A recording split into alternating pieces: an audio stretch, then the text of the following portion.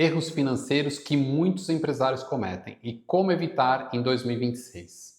Muitas empresas não quebram por falta de vendas, quebram por erros financeiros. E em 2026 vai penalizar ainda mais quem não estiver organizado.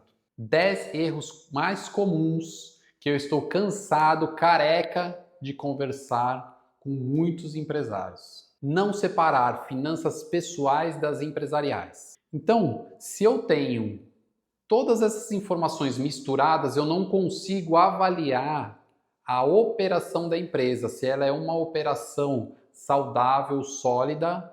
Por quê? Porque tem distorções, porque no meio das contas da empresa está misturado contas pessoais. A partir de 2026, a Receita entende que essas contas pessoais no meio da empresa chama-se lucro disfarçado.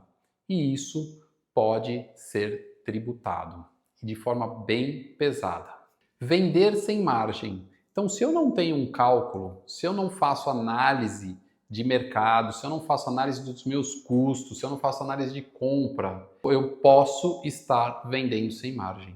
E isso é um dos motivos qual você vai quebrar a sua empresa. Não ter fluxo de caixa projetado. Eu fiz um vídeo sobre fluxo de caixa, se você não assistiu, volta lá falando sobre fluxo de caixa, que é muito importante. Então, hoje tem softwares de gestão financeira excelentes, baratos, funcionais, que criam esse fluxo projetado. Só que você tem que ter o hábito e rotina de alimentar esse software todos os dias, com todas as entradas e todas as saídas. Isso é a mágica que vai gerar um caixa de fluxo projetado, e eu sempre chamo isso que é um superpoder, para você poder antever algo que pode acontecer lá na frente. Não revisar o regime tributário.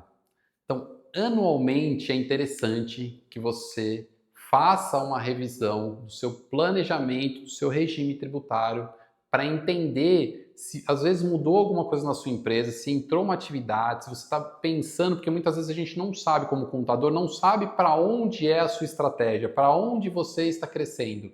Então é interessante, e principalmente a partir de 2026 para 2027, onde está acontecendo toda a reforma tributária. Não precificar corretamente. Então, muitas vezes eu tomo como preço a média de mercado. Só que a média de mercado, ela não está embutida o seu valor, ou seja, o valor do seu negócio. Eu tenho atendido alguns clientes que eles têm como diferenciais projetos, um atendimento diferenciado, um lugar incrível para receber clientes.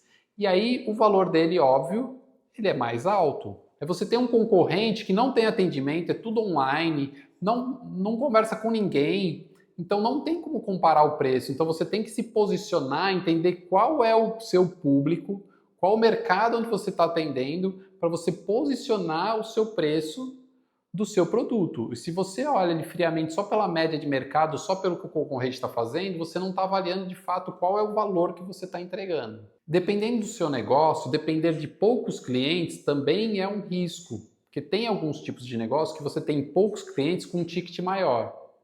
E tem negócio que você tem tickets menores com muitos clientes.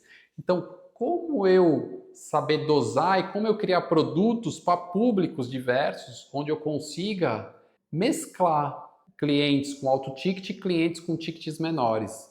Para quê? Porque o que acontece? Se eu tenho uma carteira de clientes cujos clientes são só tickets altos e eu perco um ou dois clientes, isso vai impactar diretamente no meu faturamento e no meu caixa. Em contrapartida, se você tem muitos clientes com um ticket menor, se você perde um, dois clientes, isso não vai impactar. Óbvio, quando a gente fala de faturamento, tem os seus benefícios e as suas vantagens e desvantagens. Mas entender esse cenário, de repente criar novos produtos para públicos diferentes, também é uma alternativa. Não controlar inadimplência. Ou seja, se eu não tenho um processo de cobrança e eu tenho alguns clientes que também não têm um controle financeiro, esse dinheiro está voando. Eu já tive um custo, às vezes, de aquisição de mercadoria, já paguei imposto, já entreguei e o dinheiro está lá parado. Então isso impacta diretamente no caixa da minha empresa. Não analisar relatórios mensais. Como foi o fechamento da minha empresa? Qual foi o resultado que eu tive? Quais são as despesas que mais impactam? Quais foram as compras que eu fiz? Essas compras que eu fiz, teve giro? Foram para estoque? Então, tudo isso eu vou olhando no mês a mês para eu entendendo qual é a composição do meu custo, das minhas despesas, para eu ir monitorando e ver o que eu preciso reduzir e talvez o que eu preciso de aumentar.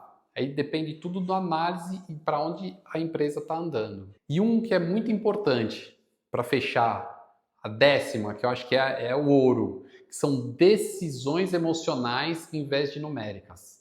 Muitas vezes eu encontro algo que é super legal, eu me empolgo, depende muito do meu modelo, né? Como que você age na sua vida, você toma decisões emocionais com dinheiro, não vai dar um bom resultado.